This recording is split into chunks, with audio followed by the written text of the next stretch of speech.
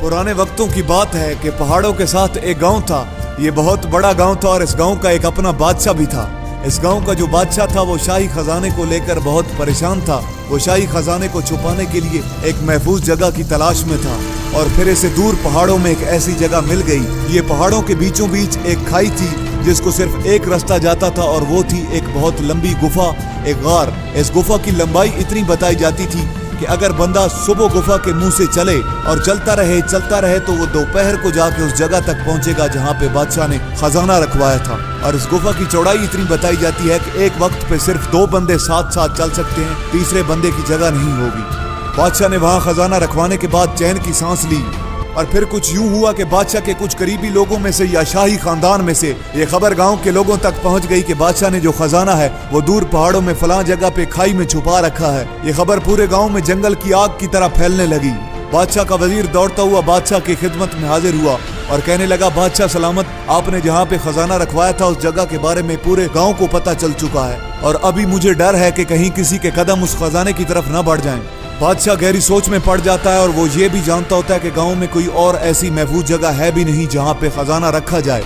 वो थोड़ी देर सोचने के बाद कहता है, मैं एक ऐसी चाल चलूंगा कि सांप भी मर जाएगा और लाठी भी नहीं टूटेगी, खजाना भी वहीं पड़ा रहेगा और खजाने को छुएगा भी कोई नहीं। बादशाह हुक्म देता है कि गांव के सब जासूसों को इकट्ठा किया जाए। गांव के सब जासूसों को बुला लिया जाता है। बादशाह उन जासूसों को हुक्म देता है कि आप सब ने पूरे गांव में ये खबर फैलानी है कि बादशाह ने जहाँ पे खजाना रखवाया था वहाँ पे बुरी ताकतों ने कब्जा कर लिया है और वो बुरी ताकतें जो भी उस गुफा के अंदर दाखिल होने की कोशिश करता है उसे मार डालती हैं। और बादशाह ने जासूसों को भी ये ना बताया कि ये बात सच है या झूठ।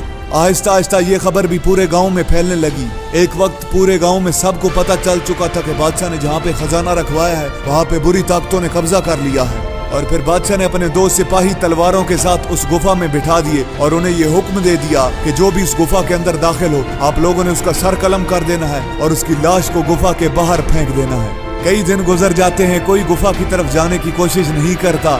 एक दिन एक लड़का उस गुफा की तरफ चल पड़ता है, चलता जाता है, गुफा तक पहुंच जाता है। जब गुफा के अंदर दाखिल होता है तो वहाँ बादशाह के 2 सिपाही बैठे होते हैं जो बादशाह के हुक्म के मुताबिक इसका सर कलम करके इसकी लाश को गुफा के बाहर फेंक देते हैं। अगले दिन जब गांव वाले इसकी लाश को देखते हैं तो बहुत डर जाते हैं और उनके दिल में ये डर बैठ जाता है, यहाँ वाकई बुरी ताकतों ने कब्जा कर लिया और जो भी इस खजाने की तरफ जाने की कोशिश करता है वो उसे मार डालती हैं और वो उस लड़के की लाश को उठा के गाँव में ले जाते हैं। इन्हीं दिनों दूर से एक बादशाह आ रहा था जो अपने रास्ते में आने वाले सारे इलाके फतेह करता हुआ आ रहा था। इस बादशाह के पास एक बहुत बड़ी और हथियारों से लैस फौज थी। वो थोड़े ही वक्त में इस गांव तक आ पहुंचा। इस गांव की जो फौज थी वो उसके मुकाबले के लिए तैयार नहीं थी और तादाद में भी उनसे बहुत कम थी, लेकिन फिर भी पूरे 2 दिन तक इन्होंने उनका डट कर मुकाबला किया और आखिरकार तीसरे दिन हार मान गए।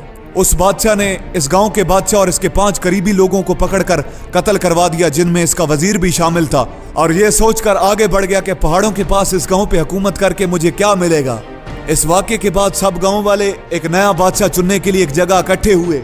अब इस गांव की एक रीत थी, इन लोगों का एक रिवाज था कि जो बादशाह होता था अगला आने वाला बादशाह उसका बेटा ही बनता था। और इस बादशाह का ना कोई बेटा था और ना कोई बेटी थी और फिर उन्होंने किसी को भी अपना बादशाह नहीं बनाया। बादशाह के मरने के बाद साल गुजर गया, 2 साल गुजर गए, 3 साल, 20 साल गुजर गए, किसी ने खजाने को छूने तक की हिम्मत नहीं की।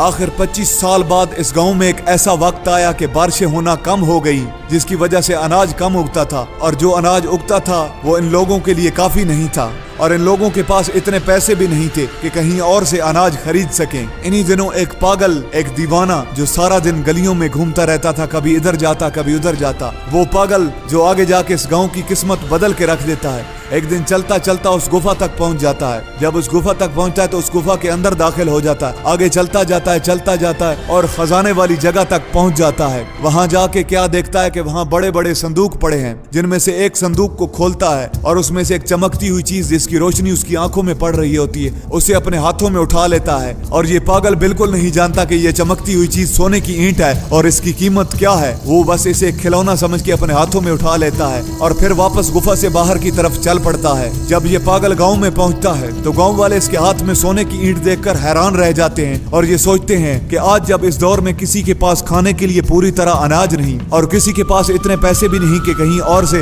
अनाज खरीद सके, ऐसे में इस पागल के पास इतनी कीमती कीमती सोने की ईंट कहाँ से आई। तो वो उस पागल के पास जाके पूछते हैं कि तूने ये सोने की ईंट कहाँ से ली। तो वो पागल उसी खजाने की तरफ इशारा कर देता है।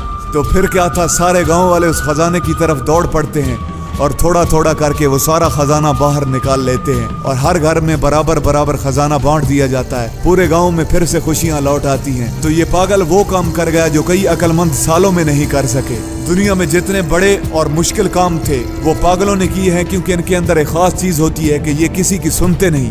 तो अगर जिंदगी में कोई मकसद पाना चाहते हो तो आपको भी पागल बनना पड़ेगा।